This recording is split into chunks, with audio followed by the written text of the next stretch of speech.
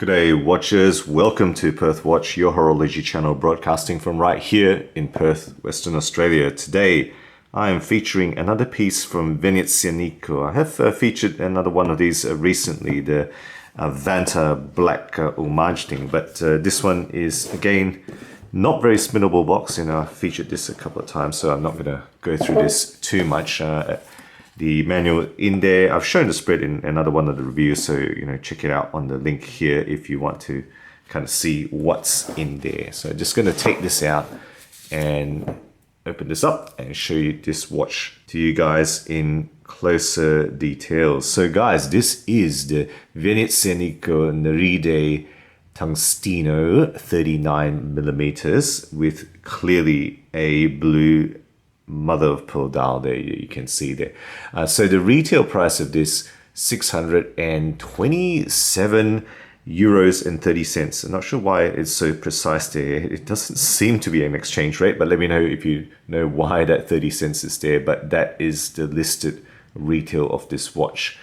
Check out the details on the website for more if you want. There are a couple of color variations and whatnot.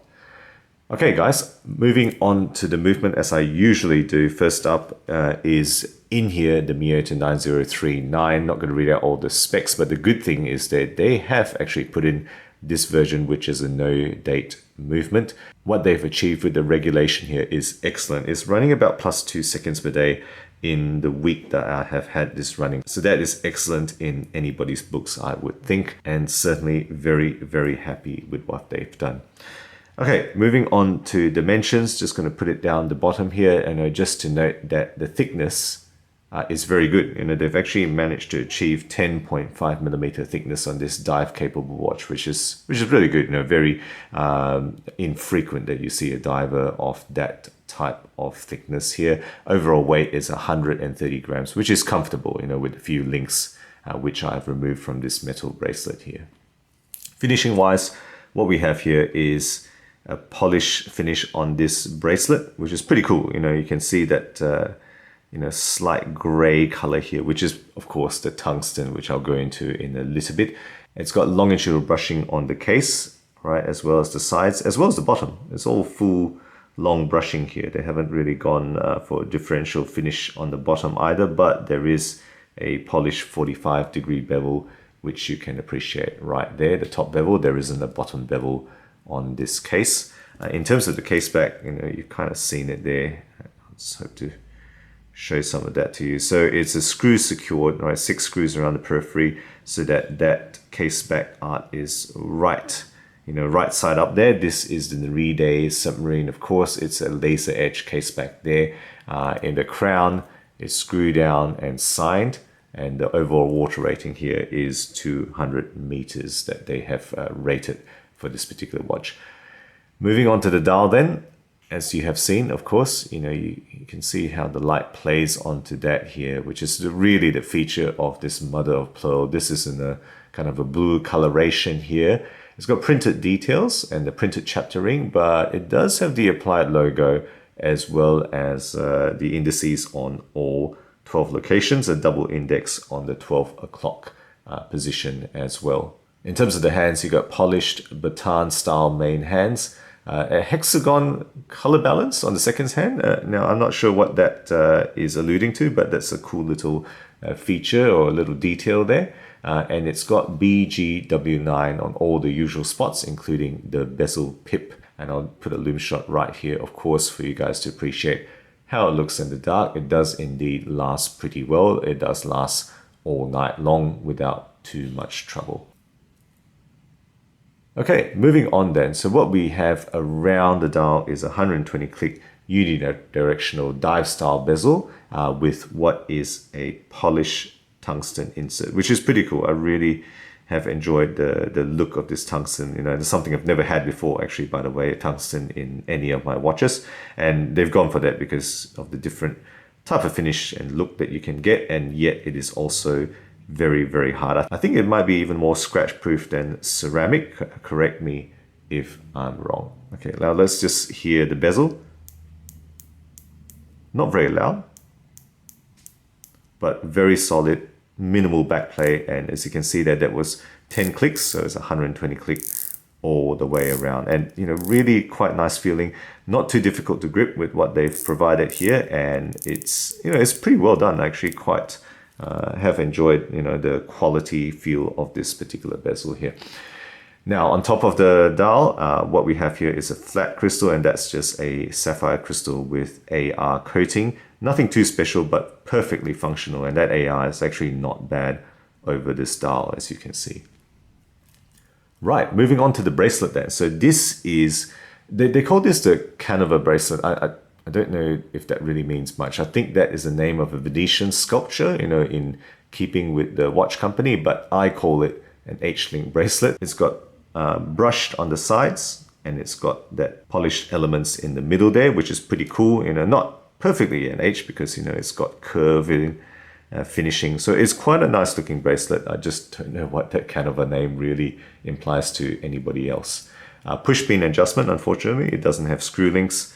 It's got solid end links, of course, and it does taper from 20 millimeters at the case to a nice 16 millimeters at the thinnest point here. The clasp is butterfly, so yes, I know not everybody likes butterfly, but that is what it is. Okay, butterfly release here, push button. And that's it, guys. That's the description of the watch. Let me just slap it on the wrist for a quick wrist shot for you guys now. And there we have it. The Venezianico Nereide Tungsteno, 39 millimeter diameter. And remember, the lug-to-lug distance is actually pretty modest. It's only 45.5 millimeters, but it does have these kind of end links that stick out a little bit here. Okay, only 130 grams, so it's very comfortable, and remember, quite thin, only 10.5 millimeters thick. And that's how that bracelet looks. Okay, guys, what have I liked about this? So look, I think overall, it is an interesting combination of elements to make what I reckon is the dressiest diver that I've ever, kind of featured on this channel. Apart from, women's watches, this is the dressiest men's diver I've ever seen. It stops short of just having, diamonds. Diamonds on the dial probably wouldn't look too out of place. It would kind of push it over definitely towards a dress diver here, but this is kind of just slightly short of that. I think if you put precious metal, maybe gold for those center elements there, that wouldn't also look too out of place. It really kind of straddles that boundary between going away from utility here, I reckon. But it is actually a good look. It is actually quite an attractive watch, and no problems wearing this with shirt and tie at all. I tell you, more so than almost any diver that I've featured here.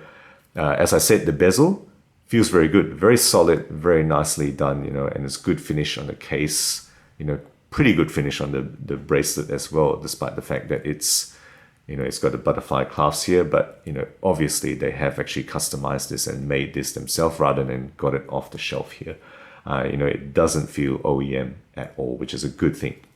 Overall, I would say the build is solid, usual for Venezianico. You're getting sapphire, you're getting 200 meter water resistant, full sports functionality, therefore with that water resistant rating, and everyday usability. So that's really, the good things, the good combination that comes together in this particular watch. Any weaknesses? Well, look, I don't think there's much to knock. I think mother of pearl is not to everyone's taste. Some people just seem to absolutely hate it. So of course, if you don't like mop dials, this is not your watch. Again, some people really dislike butterfly release. They'd rather have a clasp with micro adjust. So, if micro adjustment is important to you, definitely you would not like this. You probably swap it out for a strap of some sort. And then I would say also these female end links, you can see these female end links, good to have that, but not good if it actually doesn't function. You see, it doesn't actually help this bend down towards the wrist anymore. Good thing this watch is actually pretty small, so it doesn't matter to me. But I think if you're going to put a female end link like that, you kind of, that's the whole point of it, is to let that bend down a bit more, and this doesn't quite do it. And overall, I think at the price point, over 600 euros, many would kind of question whether they would spend that much. I reckon, many people want to see a Swiss movement, a SW200 or equivalent in here. This is a Miyota. So I think there is some question about the value proposition here. probably, again, I reckon this should sell only when on sale. Probably they would move more when it goes on sale, 20% or thereabouts. So there you go, guys. My thoughts on the Venezianico Nereide Tungsteno 39. Let me know your thoughts below. And as always, thank you for joining me. I'll see you guys next time.